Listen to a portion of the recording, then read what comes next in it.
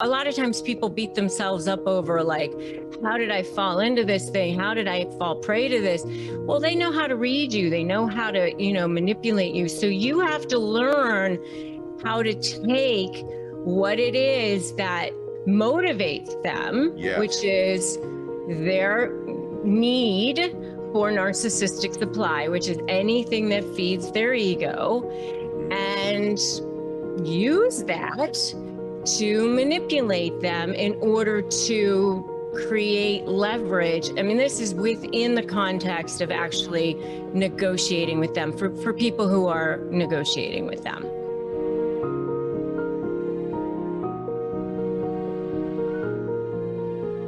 All right, welcome back, everybody. Today's an interesting show because I have a really unique woman on my show. One, she's one of the top attorneys in the country. I'm doing a little background research on her. I'm finding out this woman was married at 19, drops out of school, has 3 kids, then goes back to school, goes to law school, becomes an extremely prominent attorney, but then is sort of morphed over this time into an expert, I would call it, on negotiating life. And we're going to talk about a lot of things today. We're going to talk about toxic people in your life. We're going to talk about narcissists in your life, how to identify them. A lot of you have them. When I was researching the show today, I'm like, wow, that friend of mine is somewhere on the spectrum of being a narcissist. That one is. And I wonder even if I am in some cases. We're going to talk about, how to get what you want in life, how to be more persuasive, how to be more influential, which is what I think all of you want. And this woman is uniquely qualified to help you with it. And so I'm really honored to share Rebecca Zung with everybody today. Rebecca, welcome to the show. Thank you. Thanks for having me. I'm grateful you're here, and I want to thank John Gordon, our mutual friend, and Erwin McManus for connecting the two of us. So, there's a lot to cover with you. Let's start out a little bit with the narcissist thing that you've been talking about lately is how to negotiate with a narcissist. But to me, when I hear narcissist, correct me if I'm wrong, I think there's degrees of narcissism in life. But it's also, for me, it's a lot of people listening to this are in different relationships, business relationships, personal relationships. And how to identify whether or not this person is toxic to you, or just detrimental to your life, or whether or not they're a benefit to your life. So what is narcissism to start out with, and are there varying degrees of it?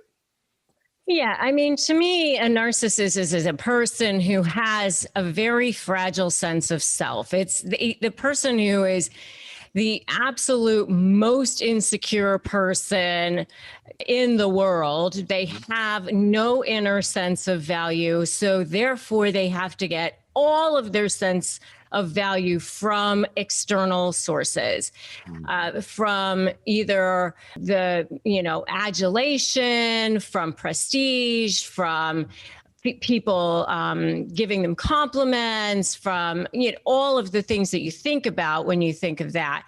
But what I call the dark underbelly of that is that, that control, devaluing, debasing people, degrading people, that's the other side of that as well. So that's, the one side of that. And then, the other side of that is that they therefore have no ability to have any sense of compassion or care or empathy for other people. And that is because it's scarcity mentality to the extreme. If I give to anybody else, therefore I can't have, or I won't have. So that's really what a narcissist is, all the way to the end of the spectrum. And as you said, I do believe that all of us, to varying degrees, have some sense of that. We've all, had some feeling of insecurity at times. We all want to feel seen, heard, and know that we matter. That's part of being human. Right. And so, it's when it becomes pathological. It's when it becomes, that's the only way that you feel. So brilliant. I want to stay on it because, listen, what's the most important things in our lives is obviously our sense of self. And we, like, as you said, people want to be seen and heard and felt, and they want to express themselves. They want to feel valued. That's healthy. That's okay. But right now, if you're listening to this or you're watching this, you may be in a relationship where you're like, is this the one? Or maybe you're even married and you're thinking, why are we not happier together? Maybe it's a business relationship that you have, people that work with you, for you, or are a boss of yours. And so I want to hone in on this idea that, because for me, I started to really, when reading about this, people start flashing. Well, yeah, that particular person in my life, man, they are so addicted to attention, so addicted to getting accolades and admiration externally, and will do almost anything to get it, even do things to their own detriment. So how do we distinguish between the unhealthy and the healthy? I want to ask you specifically about something. When I was kind of ranking people that I know, including myself on this spectrum, so to speak, because I think there's a point where now no longer is this person healthy in my life. They become toxic. There's a line there.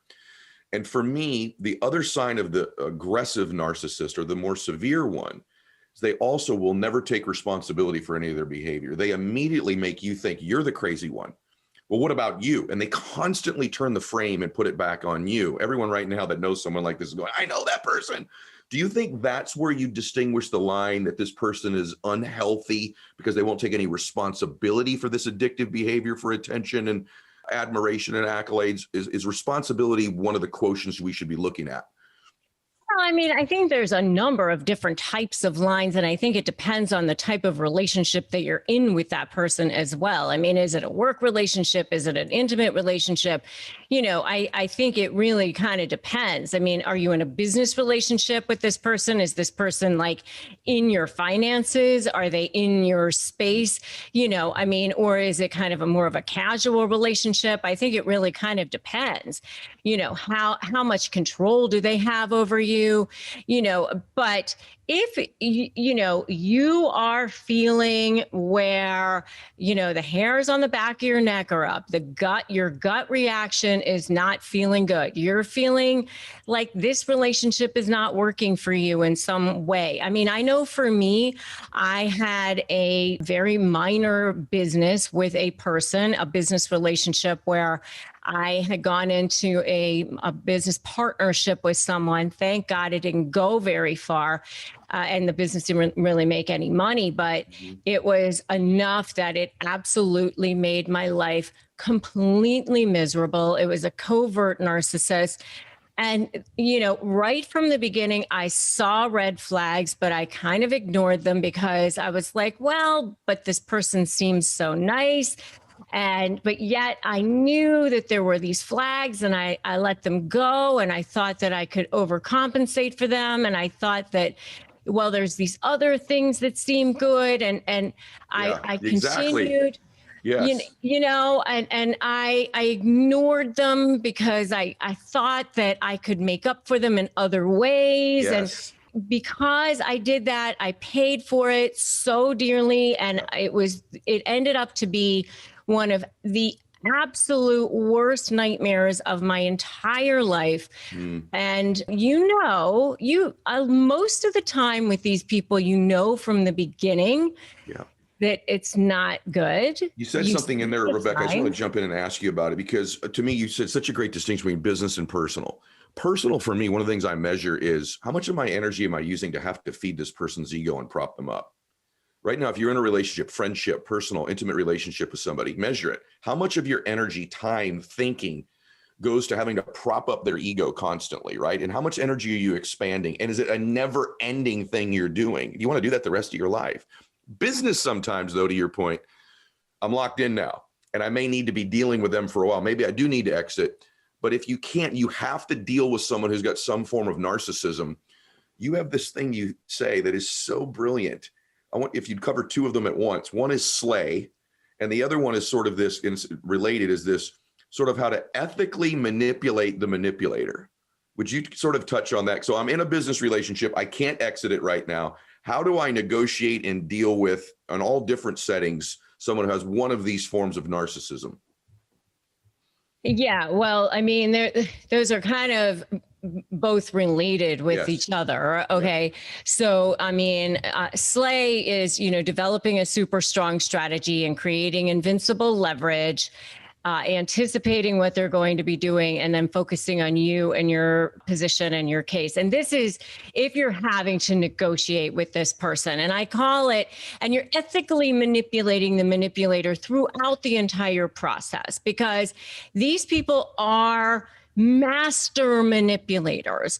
I always go back to the Malcolm Gladwell 10,000 hour thing, where he talks about how it took 10,000 hours to become good at something.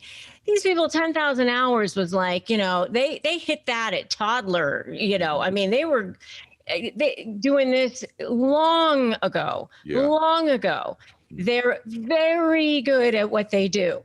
They know exactly how to push your buttons. They know exactly how to trigger you.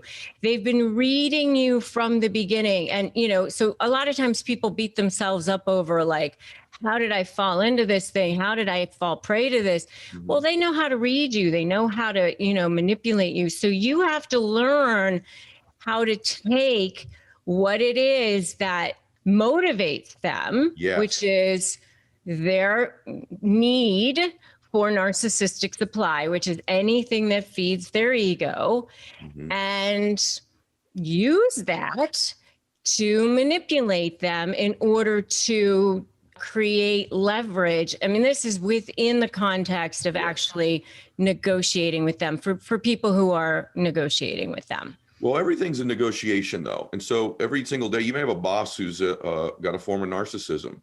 And so what she's talking about with Slay is being very aware, right? And being cognizant of, listen, oftentimes there's got to be compliments. There's got to be feeding them and then sticking in there what you need or that you want. Right. So a good example of that, not to cut you off, but I want to give you. Oh, you want you to. Please. I want to give a good example of what exactly you're talking about. So a good example of that would be something that I call bartering. Okay. So bartering in the real world is, an exchange of goods and services, without money. So what does value look like to a narcissist? Well, it's adulation. That is the grade A diamond level supply for a narcissist. So in the narcissism world, supply is what they feed on. It's their lifeblood. It's their food. It's their oxygen. It's anything that feeds their ego. But within that world of narcissism, there is a hierarchy of this supply. So, there's the good food, there's, that prime rib of beef or whatever, there's the grade A, and then there's, like the scraps of food or whatever. So like the prime rib or the good food or whatever is the adulation. It's, and so if you want something, you might want to give them some adulation. So you might want to say something like, if you want them to get, do the QuickBooks or something, hey, can you do the QuickBooks? You are so much better at it than I am. You are way better at math and figures, and you'll get it done so much faster. I'm terrible with that. And then you beef up their ego. They'll want to do it. Yeah, you're right. I am so much better at it. They get motivated. They'll get it done. You get something you want, and everybody is happy. And so a lot of people think, but I hate them. And now you're playing into their ego, blah, blah, blah.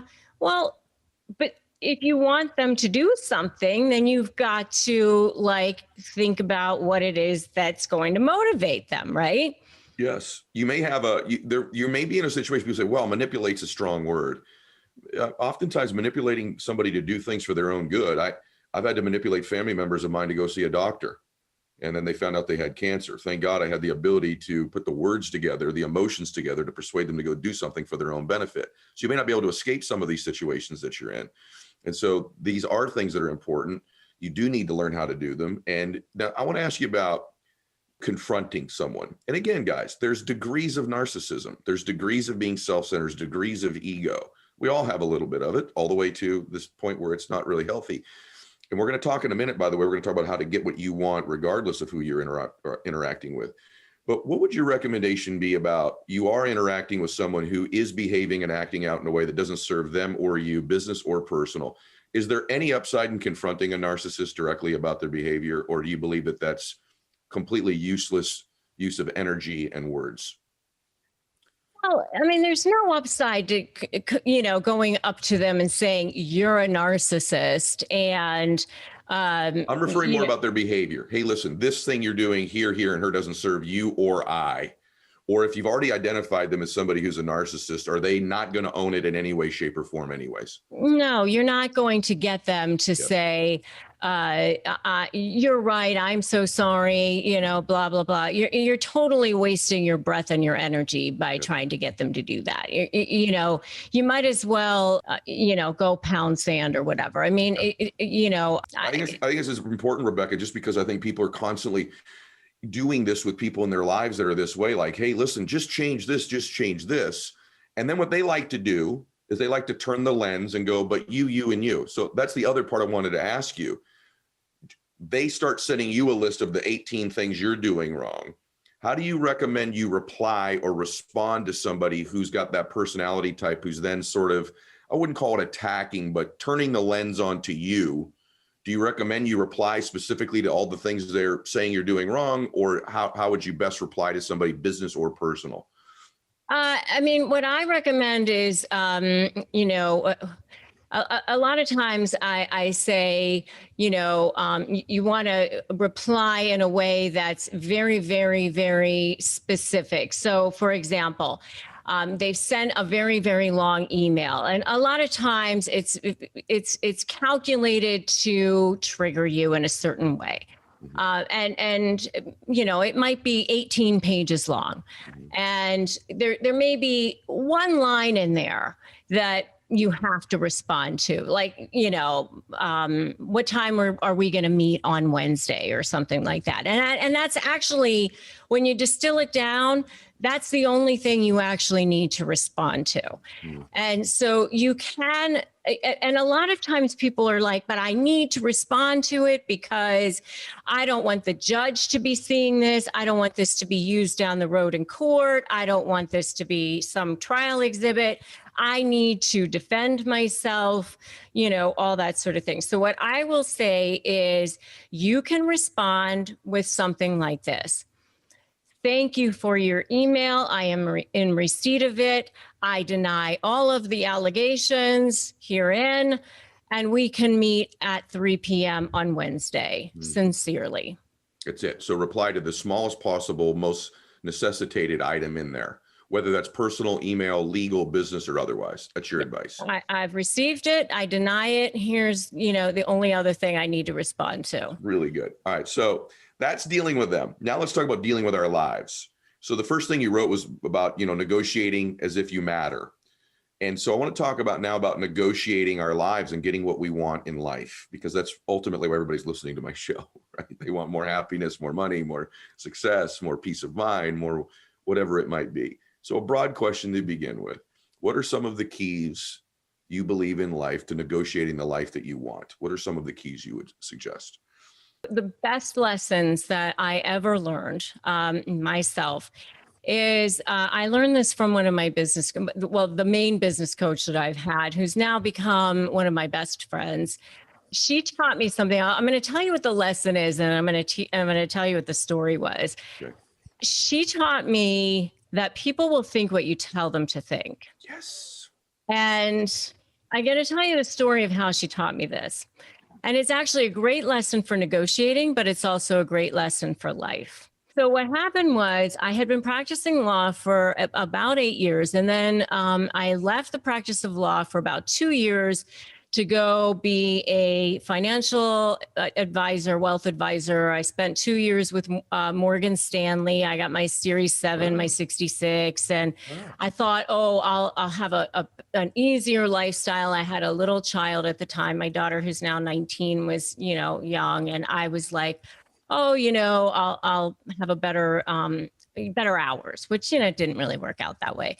Right. So after about 2 years, a friend of mine was leaving her law practice, and she was moving out of the area. And she said, I've got these clients. If you want, you can take over my client base and start your own practice. So I was like, okay, well, people are not going to be dropping law practices in my lap on a regular basis. I'm taking, this opportunity. So I decided to take over this law practice. And I'm talking to my business coach. And I was like, the people in this town are going to think I am such a flake. Like, this girl's a lawyer. Now she's a financial advisor. Now she's back to being a lawyer. Like, this girl does not know what she wants. And my business coach said, people will think what you tell them to think. So true. And So she true. said, you can tell them to think that you're a flake and you don't know what you want. Mhm. Or you can tell them to think that you're the only lawyer that has a financial background. So Bingo. you are actually more qualified than any of the other lawyers Very good. in town because, you know, you've got this financial background, and what other family law attorney has that? So good. And So I good. was like, oh yeah, I guess I could do that. And so I started to kind of hold myself out as that. And I can't tell you how many people ended up hiring me because that's how I held myself out. I love this. I have to tell you something. I have to acknowledge something when like wisdom is preached. So I that's brilliant. And just last night I was mentoring, I have one of the business I'm affiliated was a financial firm. I was mentoring a very young guy last night. And I told him, I just want to second what you said. I said, listen, most people are busy with their own lives. You can create the story. And if you tell them what to believe, they're going to believe it 98% of the time. I said, I learned this because later in my career, I ended up working with a series of doctors.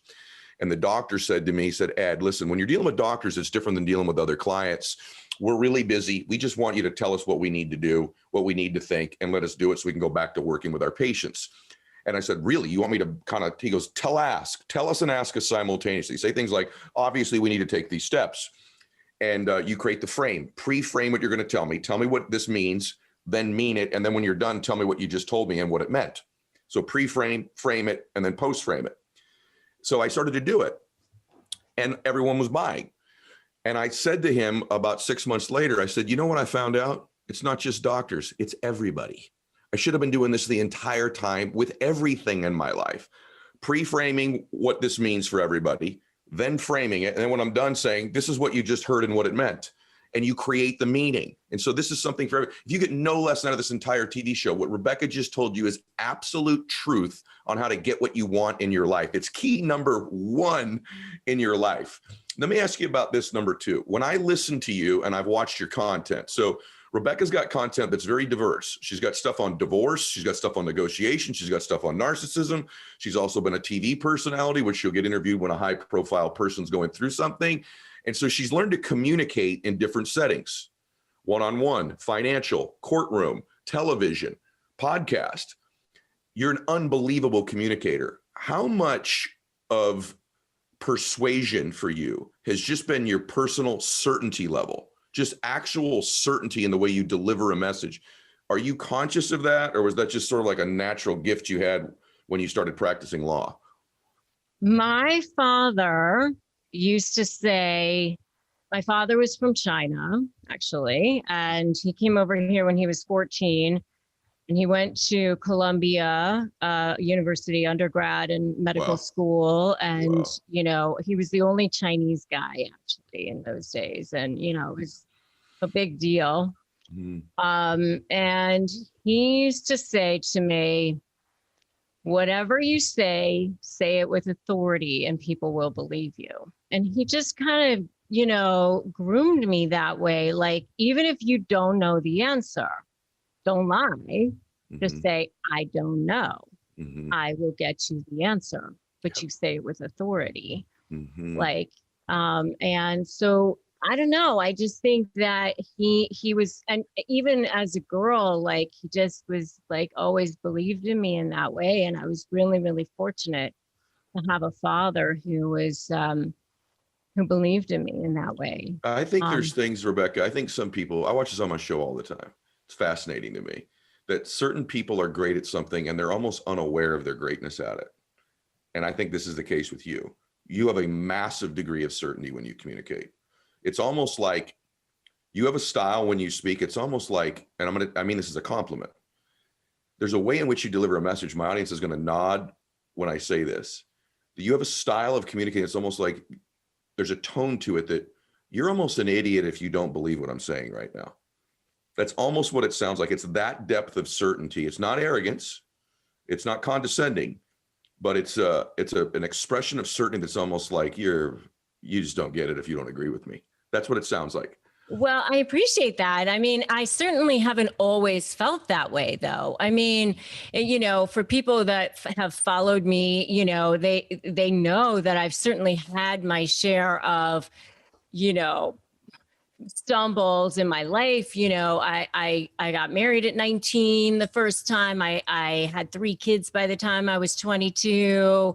I dropped out of college. I got divorced. I went back to law school at night. I met my husband, my current husband, in law school. I got married again. I had another child. I have 4 kids.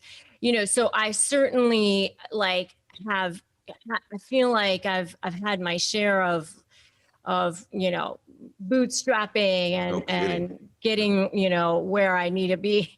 I was bullied as a kid for being half Asian. I talk a lot about that. I've had to deal with these narcissists in my life. And, I definitely I've tried to be as authentic as I can so that people understand that it hasn't always come easy for me. I've definitely had to deal with my own struggles for sure. Yeah. Because I want people to understand, I'm a human being too. And if I could do it, anyone can do it. It's amazing what you've accomplished. I mean, everyone just flew by, but this is a woman who's married at 19, 3 kids, drops out of school. And you fast forward, Bob Shapiro writes the foreword to her book, one of the most powerful, influential attorneys of all time. I've met Bob a few times, founded LegalZoom. She's a television personality. She's she's one of the sought after experts in the world on negotiation. And it's a remarkable journey. And I'm curious, have you done anything specifically that you would share with us to work on your self-confidence? Because you are, at least externally, a very strong, very confident woman. But now I'm picturing this little girl who's half Asian getting bullied at school. I'm picturing this mom running around the house with 3 screaming babies at any given time in her early 20s, probably not in the best marriage at that time. I'm picturing this, precious lady at those times of her life. And then you flash forward and we have what we have in front of us right now. What have you done to change your confidence? Oh, I mean, I always joke like that, I never leave my thoughts unsupervised. Whoa, very good. What do you mean by that?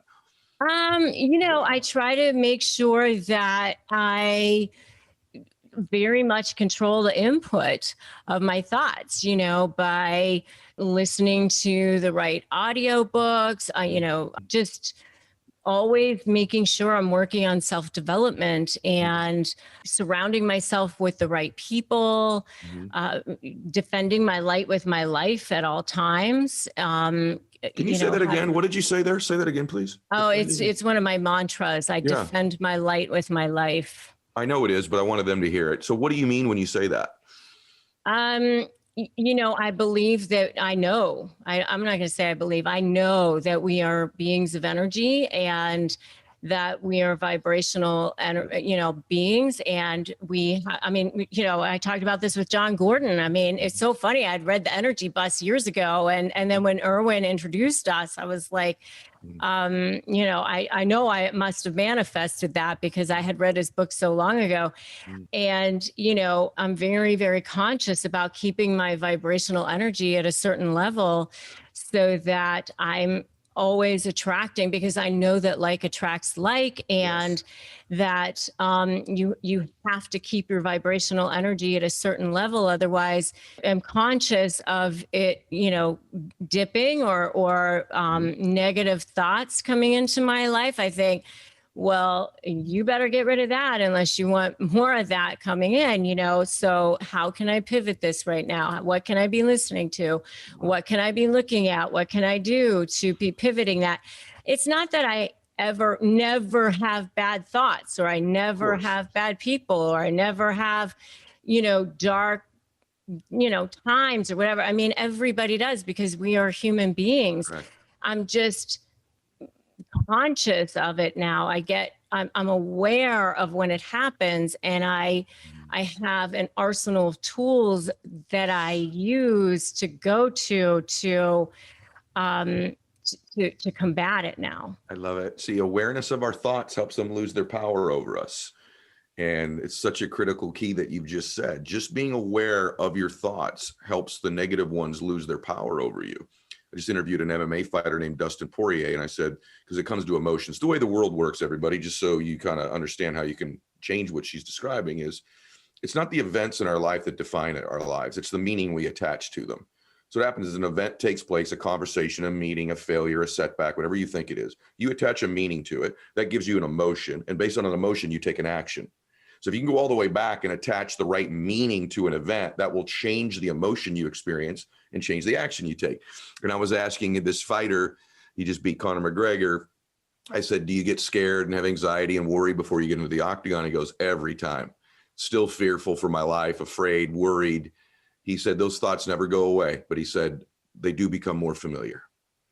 And he becomes more familiar with those emotions, more familiar with those thoughts. And then he's in control of them. They're not in control of him. You don't have to believe everything you think, everybody.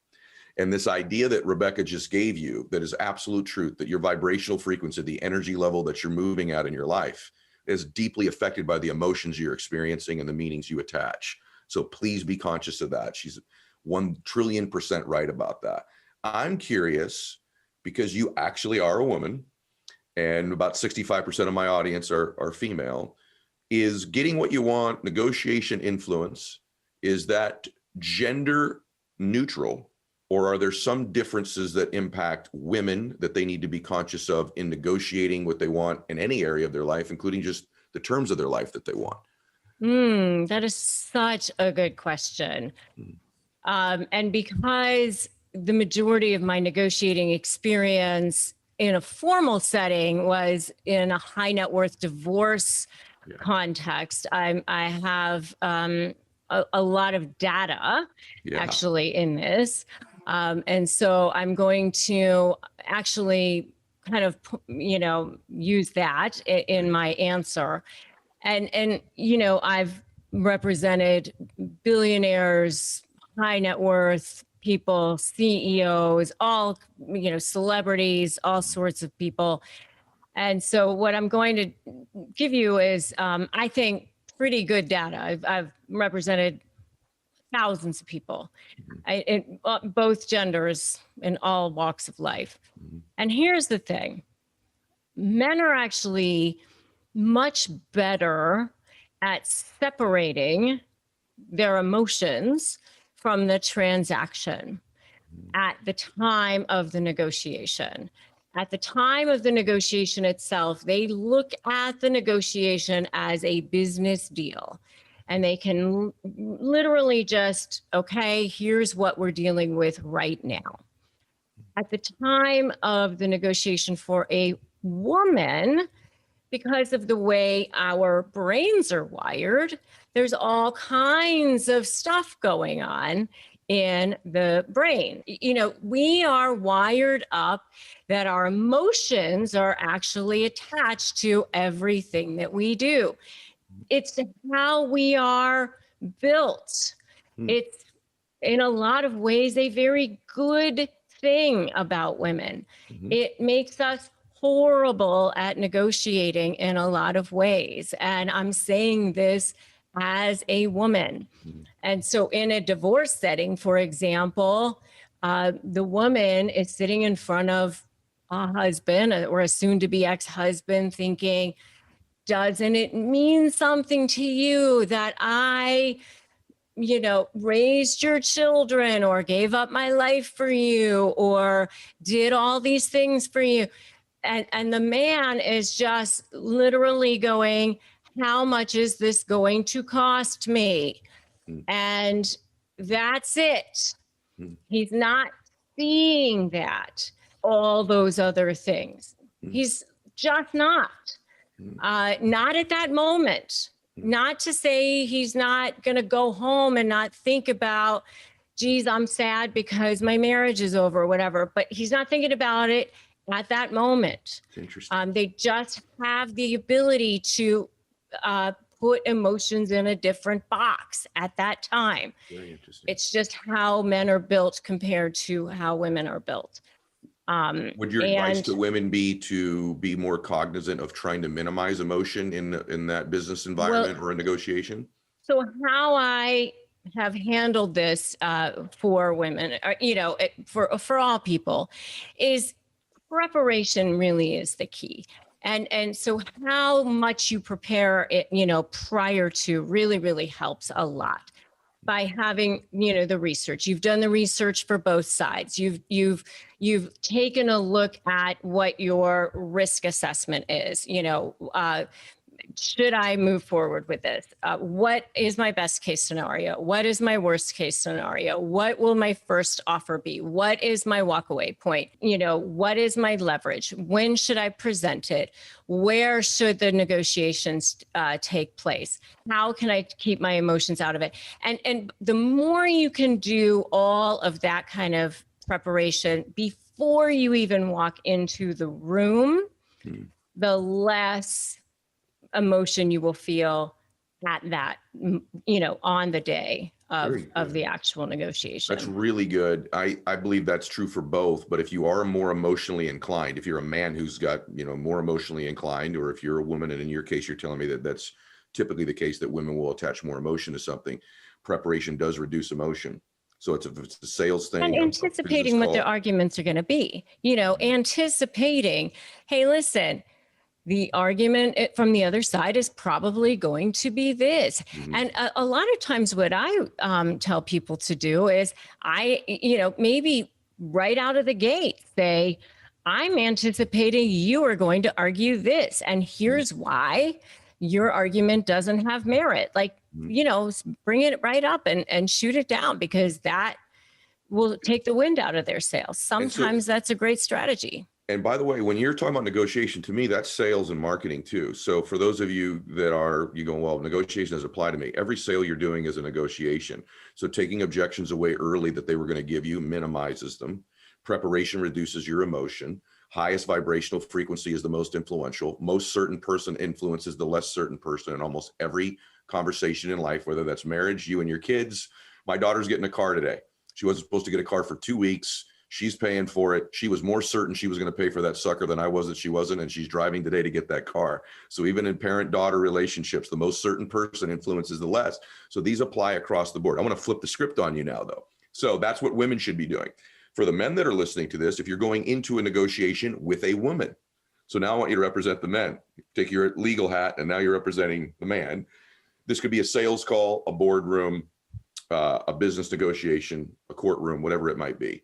If you're a man and you're going to be interacting with a woman, it sounds to me like you think sometimes those negotiations are different because of the way that you believe they're wired. I'm only taking your word for it and your data. What advice would you give to a man who's negotiating with a woman?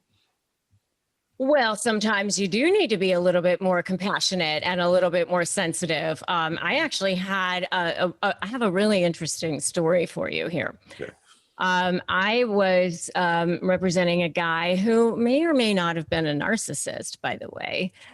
He was, owned one of the largest development companies in the state at the time. And we were at the end of a very long day. He was looking at paying a lot of money in alimony over the course of the lifetime of the alimony. It would have ended up to be several $1 million.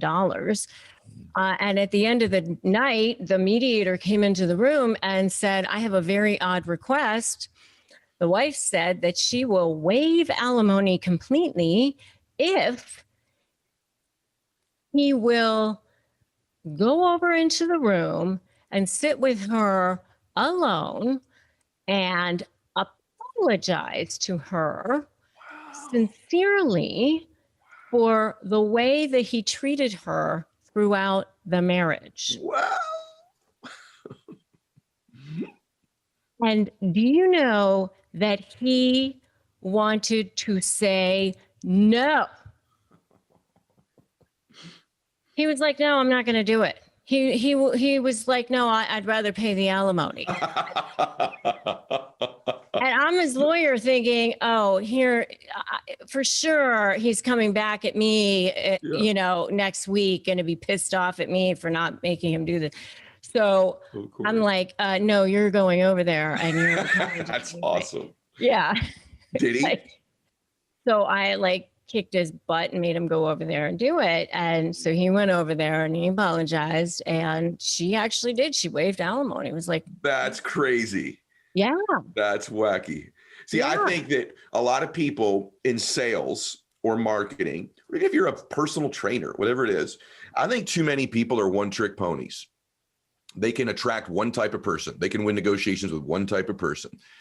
And that limits your ability to scale your business, scale your life, be influential. I know as a young man, most of the people that liked how I talked, spoke, got involved with me were young, testosterone-filled, former athletes, competitive type, crazy people. And as I got a little further along in my life and my business career, I started to become rather more conscious of what you've described, which is that expressing other parts of my own personality, upping my game, being able to express emotions that resonate with people that are older than me, younger than me, wired differently than me, different gender than me, different sexual preference than me, different faith than me. And it's to the extent that you begin to be conscious of that, like Rebecca's saying, that gives you influence in your life. And to me, the influence, if you're a good person, is the difference you're making in the life. So if you really want to make a difference in the world, you got to get good at what she's describing. Just such good stuff. By the way, I won't ever forget that story. That's super good. Yeah. And by the way, that lady was crazy. It's like, how much is an apology worth to you? Is it worth $2 million? Evidently an awful lot. And so on that, I'm going to shift back for a second because I'm just curious about this. It's not stuff all is one thing to me. It's just life. It's just dealing with humans, right? Just to me, the reason I do the show, the reason I'm a curious person. I surround my people ask me all the time, well, what are your friends like? I would say in general, my friends are just curious people. Not all of them are wealthy or famous or successful or none of that stuff. I mean, some are, some aren't. What do they have in common? They're interesting. They're curious. They want to expand how they understand themselves and other people in life. And so that's why today's so fascinating for me. But this idea of these degrees of narcissism, and I want to ask you this because I think it's important for people to know. You could be negotiating with a narcissist. You could be selling to a narcissist. You could be servicing an account for a borderline narcissist. You could be in a relationship with one. Are there signs with a narcissist of any degree where you can see them about to snap? They're going to go into full mode, like it's brewing. We all feel this with people we're connected to that have these tendencies. It's like, I can sense them getting more and more a certain way. It's coming. Everyone right now knows exactly what I'm talking about. Are there signs you can look for the snap, so to speak? Yeah. I mean, it's like all of their go-tos just start to get more. They start going through their bag of tricks. So they, when you start to get stronger and they start to realize that you're kind of onto them, they'll start to, come on to you much stronger with the love bombing and all of their charm.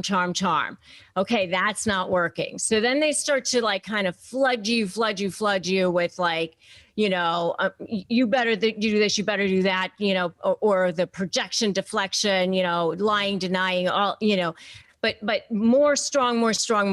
And then when that's not working, then it's the rage.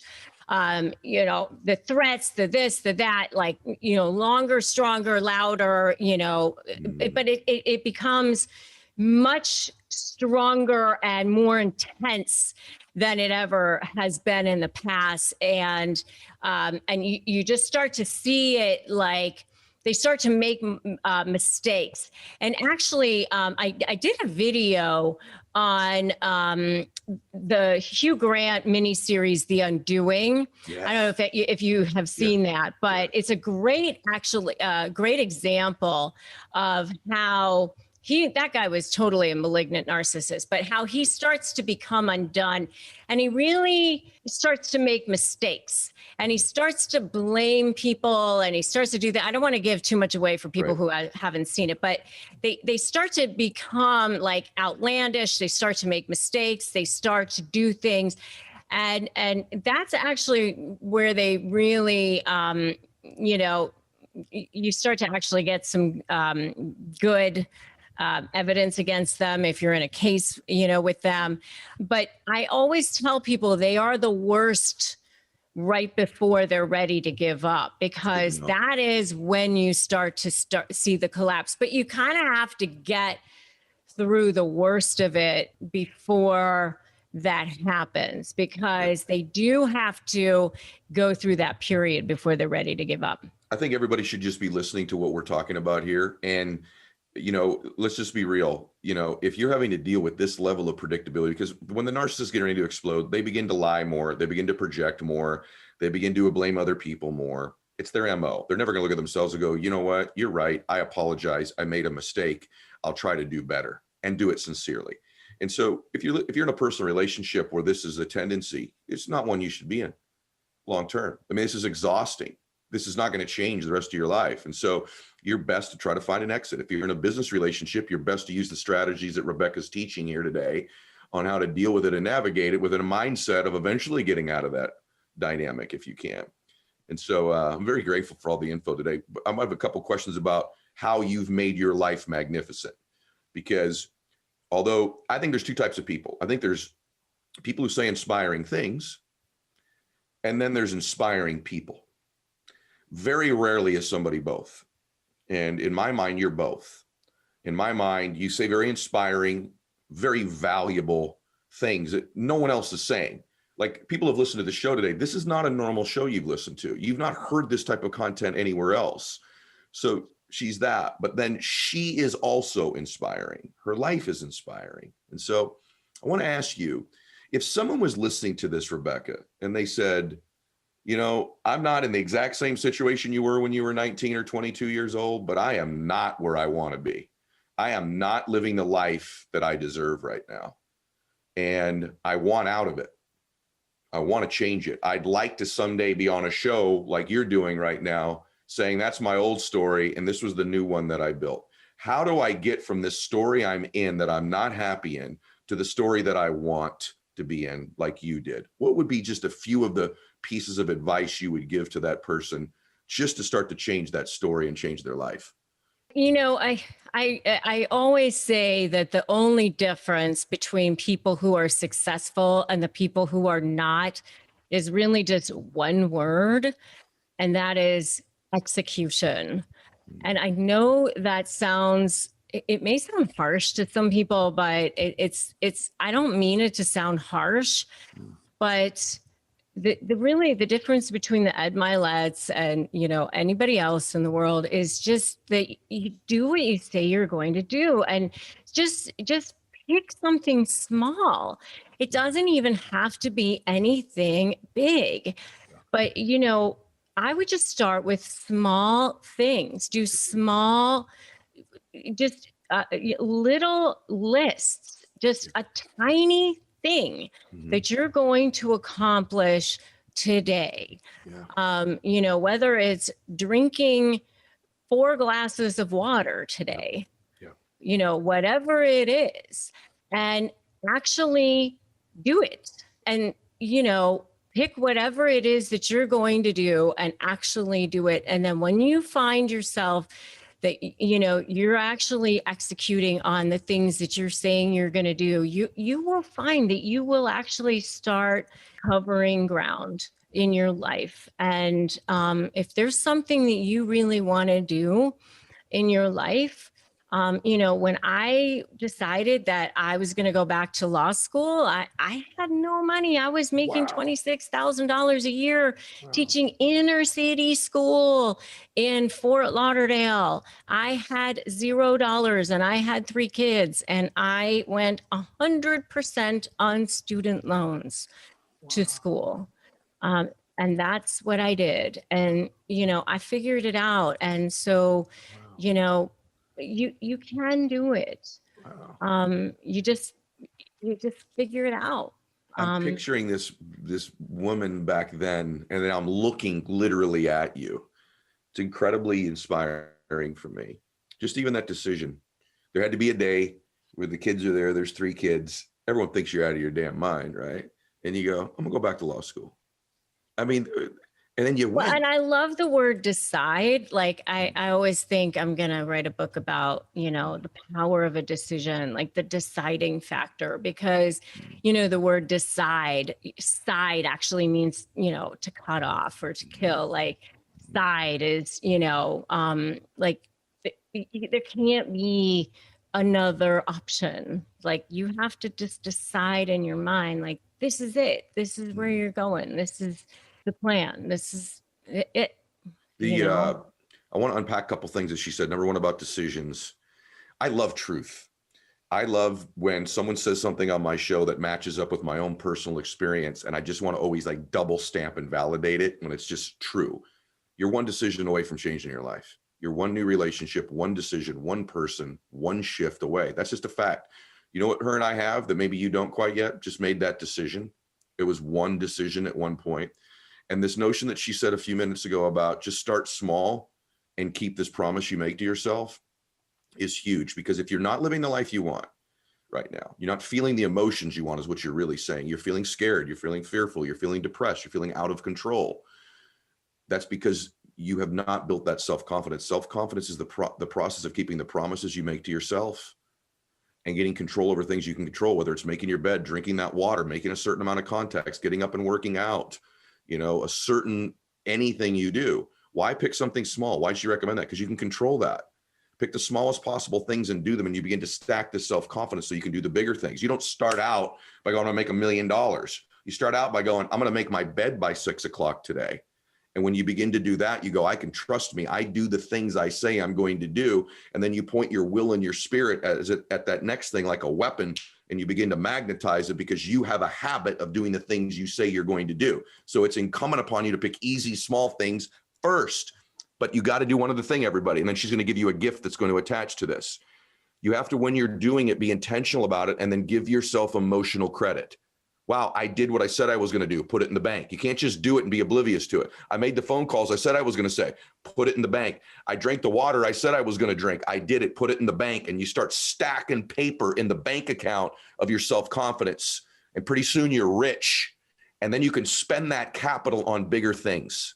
Does that make sense to everybody? So that's brilliance, what she's told you. So connected to that, you also get where Rebecca's gotten in life by being generous, by being given. So here's a gift you would give if they went to your website today, right? Isn't there some gift you wanted to do for the audience today that can connect them with you and also improve their life? So tell them what that is. Yeah. So go to winmynegotiation.com. I have it's a free Crush My Negotiation prep worksheet. So I have one just for your audience today. So winmynegotiation.com/ed-Rebecca. It's just for your audience. That's so awesome. And one more time, give it to us again. Give it to us again. Yeah. So it's winmynegotiation.com. It's a free ebook. And it's winmynegotiation.com/ed-Rebecca. And it's 15 pages. It's a free ebook. It's absolutely incredible. It will help you win your negotiation. It's got all kinds of amazing stuff in there. All the stuff I was telling you about, how to actually look at both sides, research both sides, how to do your risk assessment, all that stuff is in there. Thank you for that. Yeah. I just think you're awesome. And I want to see more and more women begin to really influence this space that I just call influence. And you bring something unique to the table based on your experience. In Rebecca's case, extremely unique experience, extremely special life journey. And so, Rebecca, thank you for today. I loved it. It was so good. I was just really, really grateful you were here. Thank you for having me. It was awesome. So, hey, everybody, share the show. We're the fastest growing show on planet Earth, probably in the entire universe. I'm pretty sure, at least on Earth, I'm real sure. So share this with people that you care about, who want to improve their life, who want to grow, want to contribute more, want to get more fit, want to be happier, want to be more successful, want to be richer in every area of their life, just want to be inspired. They want mentorship and connection. Share it with them. And I just want to thank all of you for listening today or watching. Subscribe to all the platforms, YouTube, all the audio platforms. Just say God bless you to all of you and max out your life. Hey guys, thanks for sticking around. If you'd like more, click the videos right here. They're exactly what you need to see next. And if you're new here, hit subscribe and become a part of the Max Out community. And tell me what you think about the videos in the comments below. I read all of them every week, and I select winners that get all kinds of prizes, gear, coaching calls with me. Make a comment.